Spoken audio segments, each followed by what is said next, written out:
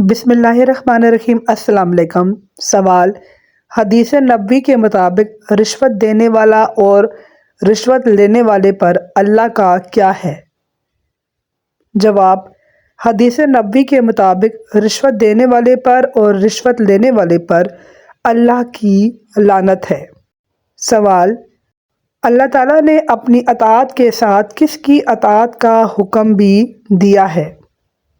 جواب: اللہ تعالیٰ نے اپنی اطاعت کے ساتھ حضرت محمد صلی اللہ علیہ وآلہ وسلم کی اطاعت کا حکم دیا ہے۔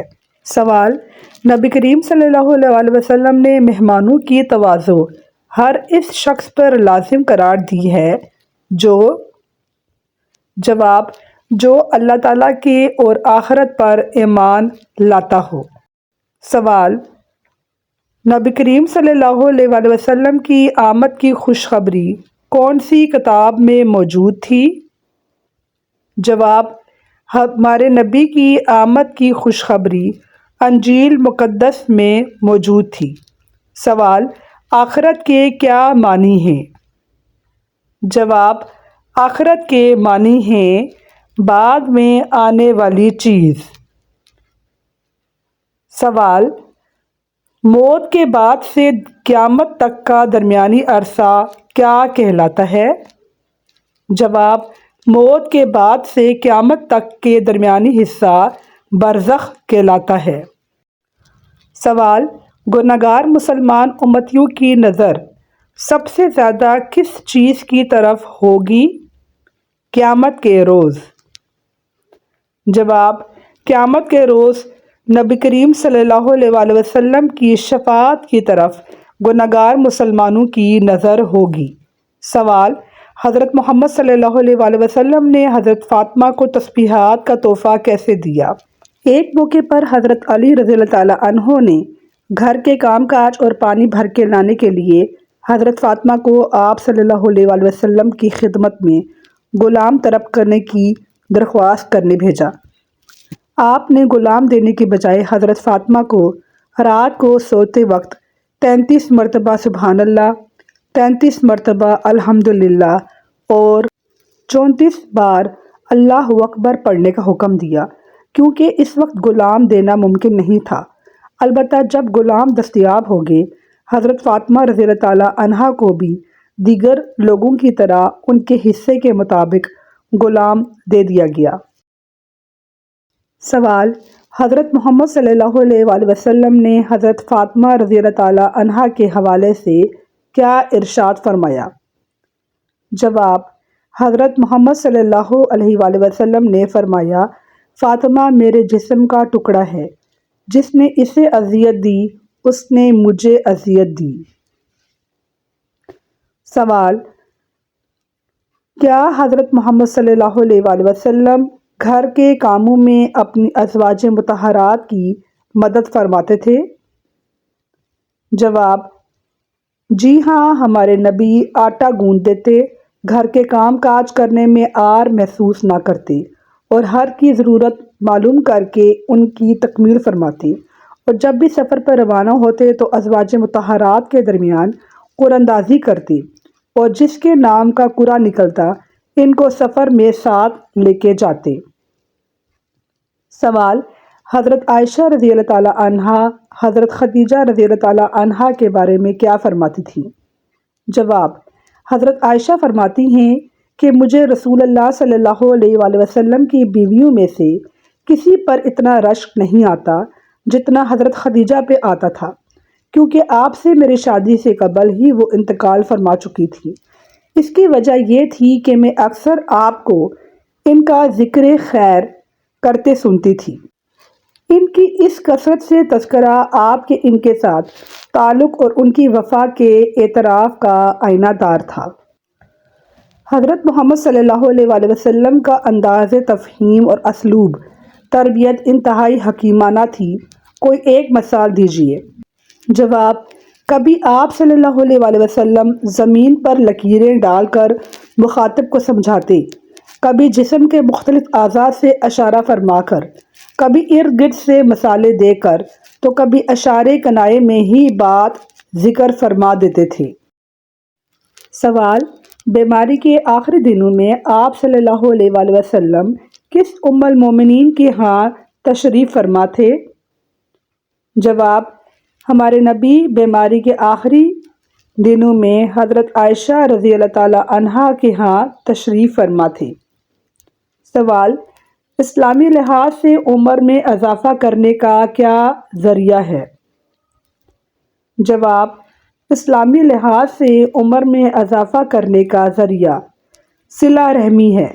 ہمارے نبی حضرت محمد صلی اللہ علیہ وآلہ وسلم نے فرمایا، جو شخص صلہ رحمی کرتا ہے اللہ اس کی عمر میں اضافہ کرتا ہے۔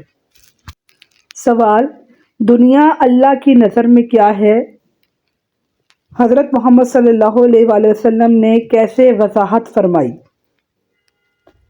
جواب: ایک مرتبہ آپ صلی اللہ علیہ وآلہ وسلم صحابہ کرام کے ساتھ تشریف لے جا رہے تھے۔ آپ کا گزر ایک چھوٹے کانوں والے مردہ بکرے کے بچے کے پاس سے ہوا۔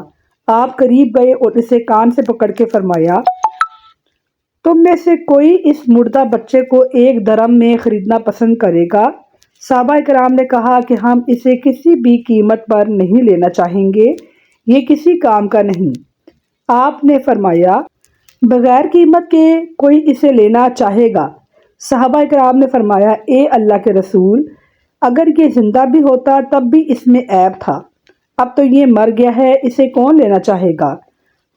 اب نبی کریم صلی اللہ علیہ وآلہ وسلم نے ان کی توجہ جس بات کی طرف دلانا چاہی وہ ذکر کی اور فرمایا، اللہ کی قسم، یہ بچہ تمہاری نظر میں جتنا بے وقت ہے، دنیا اللہ کی نظر میں اس سے بھی زیادہ بے وقت ہے۔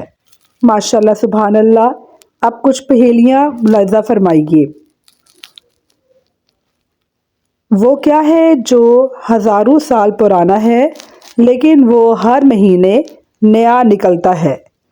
کیا آپ کو اس کا جواب معلوم ہے؟ جی ہاں، اس کا جواب ہے چاند۔ یہ ہزاروں سال پرانا ہے لیکن ہر مہینے نیا نکلتا ہے۔ سوال: انسان کے دماغ میں کتنی ہڈیاں موجود ہوتی ہیں؟ اس کا جواب بھی آپ ذہن پہ زور ڈال کے بتائیے۔ جی ہاں، آپ نے بالکل صحیح گیس کیا۔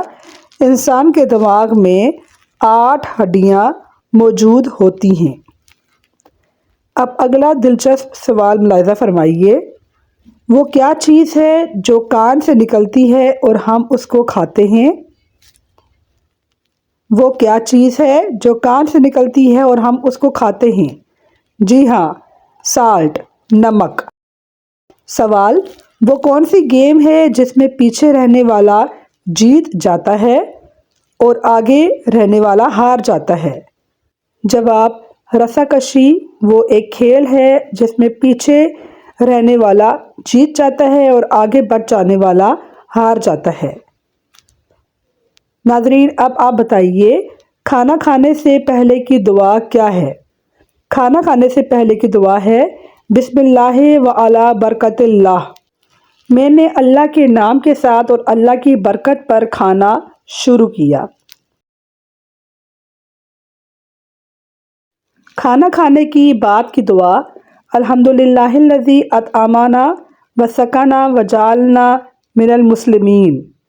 اللہ کا شکر ہے جس نے ہمیں کھلایا پلایا اور مسلمانوں میں سے بنایا۔ مہمانوں کی میزبانی کے لیے دعا، اللہم بارک لہم فی ما رزقتہم واغفر لہم وارحم۔ اے اللہ، ان کے لیے ان چیزوں میں برکت عطا فرما جو تو نے ان کو دی اور انہیں معاف فرما اور ان پر رحم فرما۔ ایمان کی کمزوری کی نشانیاں، اذان سن کر بھی جواب نہ دینا، فجر کی نماز چھوٹ جائے مگر اس کی پرواہ نہ ہونا، قرآن کو چھوڑ دیا جائے مگر پھر بھی دل میں خوف نہ ہونا، نیکیاں رک جائیں اور غم نہ ہو، نیک ساتھی چھن جائے اور کمی محسوس نہ ہو، گناہ کیا جائے اور دل پر بوجھ نہ ہو، زندگی میں ذکر کا معمول نہ ہو اور اس پر دل اداس نہ ہو۔ الغریبین رحمت للعالمین راحت العاشقین مراد المشتاقین شمس العارفین سراج السالکین مصباح المقربین محب الفقراء والغرباء والیتامى والمساکین سید الثقلین نبی الحرمین امام القبلتین وسیلتنا فی الدارین صاحب قاب قوسین محبوب رب المشرقین ورب المغربین جد الحسن والحسین مولانا و مولا الثقلین ابن القاسم سیدنا محمد ابن عبد اللہ نور من نور اللہ یا ایها المشتاقون بنور جمالی بلغ العلا بکمالی کشف الدجى بجمالی حسنت جمیع خصالی صلو علیہ وآلہ واصحابہ وسلموا تسلیما کثیرا کثیرا برحمتک یا ارحم الراحمین